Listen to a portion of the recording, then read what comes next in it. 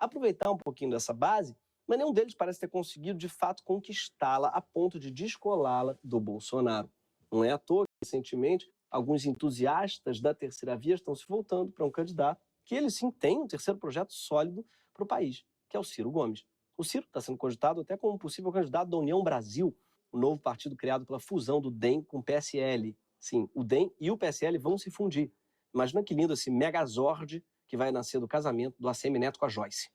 Ciro, entre todos esses candidatos, é o único que não declarou voto no Bolsonaro em 2018. E é o único que parece ter mesmo um caminho claro de mudança para o Brasil. Ciro tem também uma base eleitoral. Só que apesar de ser ex-ministro do Lula e aliado dele de muitos anos, ele parece ter se convencido de que a melhor estratégia agora é tentar surfar no antipetismo. E, dado declarações incendiárias, como de que Lula conspirou pelo impeachment de Dilma, mesmo que seus eleitores atuais prefiram o Lula ao Bolsonaro. O problema dessa estratégia, tanto a de Ciro quanto da terceira via inteira, é que ela mina o candidato mais popular do campo democrático e equivale ele ao Bolsonaro, ao cosplay de ditador, ao adorador de miliciano, acusado de crimes contra a humanidade. Essa falsa equivalência é, no mínimo, uma irresponsabilidade. Quando o Ciro entra por esse caminho, ele acaba soando igualzinho os outros candidatos de terceira via.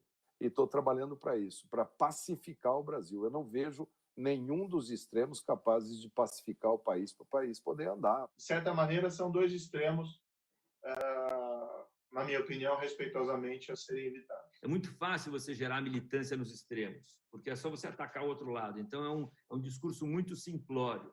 Eu acho que o Brasil chegou a hora da gente... Eu não estou falando de A ou de B ou de C. Eu acho que a gente tem que gerar a militância do bem radical, o bem mesmo, assim, as pessoas que querem o bem da nação e não o mal do outro.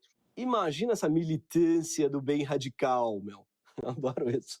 A pessoa tentando arrastar a velhinha para atravessar a rua. Eu não quero, não. Eu estou bem aqui. Vai atravessar, sim.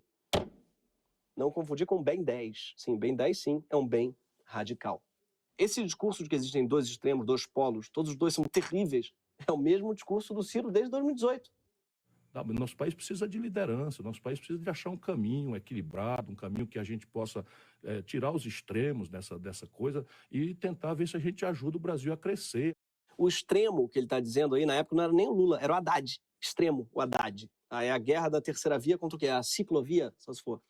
E essa dificuldade do Ciro, né, em se indispor com o voto antipetista, ou mais que isso, esse flerte dele com o voto antipetista perdurou durante toda a campanha. Mesmo depois dele ficar fora do páreo e do PT se tornar a única alternativa contra Bolsonaro.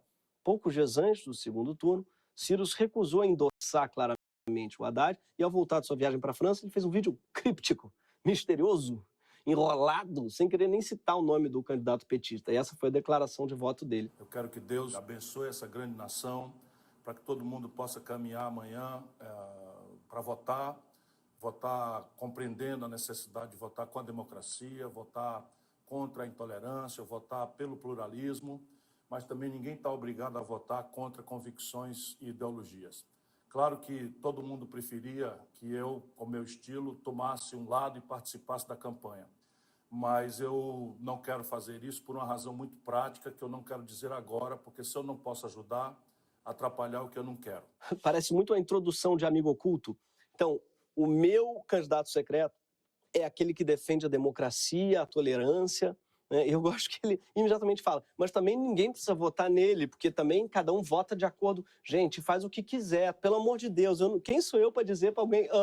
É muito curioso que o Ciro, sujeito famoso pela veemência, né? Pela falar as verdades, eu acho curioso que ele tenha feito uma suposta declaração de votos tão confusa e cheias de ressalvas. Essa recusa em dizer que Bolsonaro é o único nome realmente inaceitável, mesmo que você odeie o Lula, essa recusa foi irresponsável em 2018, mas é ainda mais irresponsável agora. E aí a gente tem um problema real, porque foi demonizando o Lula e o PT que muita gente hoje, na tal terceira via, abriu caminho para a normalização de Bolsonaro.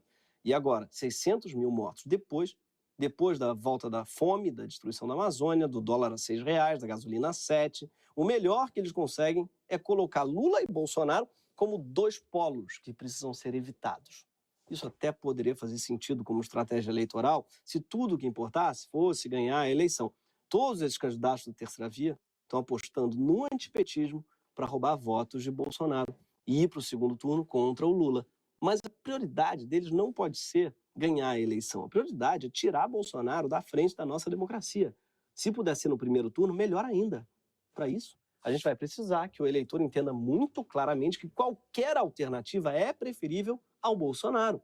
E para isso, não dá para continuar tratando Lula e Bolsonaro da mesma forma. Porque se a escolha for mesmo entre os dois, como muito provavelmente será, a gente não pode se dar ao luxo de ter pessoas anulando o voto para não apoiar extremos. O professor Oliver Stunkel publicou recentemente um artigo baseado numa série de pesquisas, que dá tipo uma receita para tirar um autocrata do poder antes que ele destrua a democracia.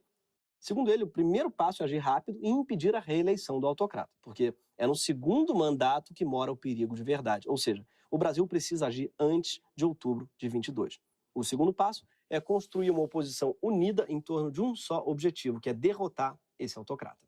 Só que não parece haver essa disposição nessa tal terceira via. Por enquanto, essa turma diz querer tirar o Bolsonaro, mas isso não é o único objetivo, porque o inimigo mesmo, segundo eles, não é exatamente o Bolsonaro, é a polarização. E é por isso que nenhum deles quer se comprometer em apoiar qualquer candidato contra o Bolsonaro, nem no segundo turno, porque eles sabem que o mais provável, segundo todas essas pesquisas, é que o candidato seja o Lula. Quando confrontados a essa realidade, eles estão dando voltas, como o Eduardo Leite nessa entrevista. Se o senhor tivesse que escolher votar em Lula para tirar Bolsonaro, o senhor votaria? A imprensa, eu compreendo o trabalho de vocês, todas as entrevistas são as mesmas perguntas, sempre chega nessa pergunta em algum momento, né? Não estou fazendo nenhuma crítica Mas é aqui, que essa pergunta mas... que é feita na padaria, que é feita, sabe, no bar, que Mas é num feita em exercício de casa, todo mundo só futurologia, fala né? isso. Ele reclama que em toda entrevista fazem a mesma pergunta e ainda assim ele não conseguiu pensar numa resposta. Sim, para quem ficou curioso, ele fica enrolando por um bom tempo e no final não diz que votaria em Lula, nem contra Bolsonaro, e afirma que tem certeza que não haverá um segundo turno entre os dois. Olha, faltou só combinar com 70% da população, cara. Ano que vem, na hora de votar, eu também adoraria ter uma opção ideal. Aliás, eu adoraria que o Lula tivesse ajudado a construir outras lideranças de esquerda, mais conectadas com as agendas desse século, coisa que infelizmente ele não fez. Mas fingir que Bolsonaro e Lula não são os candidatos mais fortes dessa eleição para inventar uma terceira via do ar, do nada, sem apoio social nenhum, sem nenhum nome forte, a menos de um ano de um pleito que pode definir se a democracia brasileira vive ou morre, é tanta falta de noção quanto imaginar que todo mundo no Brejo Paraibano passe as férias em Dubai.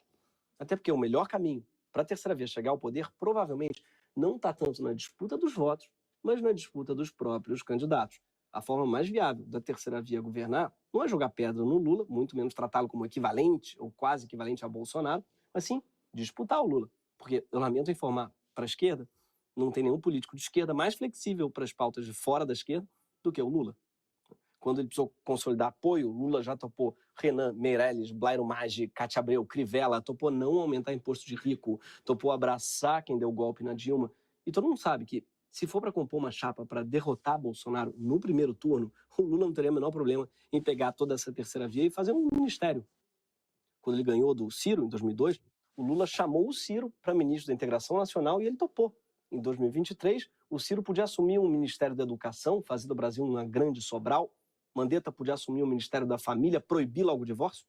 Chefiando uma grande operação Cupido, podia virar a Lindsay Lohan brasileira. Dória podia tranquilamente assumir um consulado em Dubai, promovendo excursões até lá, quem sabe até uma ponte aérea Guarabira-Dubai. O fato é que um governo petista é um coração de mãe, para o meu desespero pessoal, inclusive. Até porque não é qualquer mãe. É uma mãe que prefere os filhos que odeiam ela. O que me dá certeza que, mesmo se Lula ganhar, a vida não vai ser fácil. Mas ainda assim vai ser infinitamente melhor do que hoje com o Bolsonaro. Então, pode vir 2022. Esse foi o Greg News.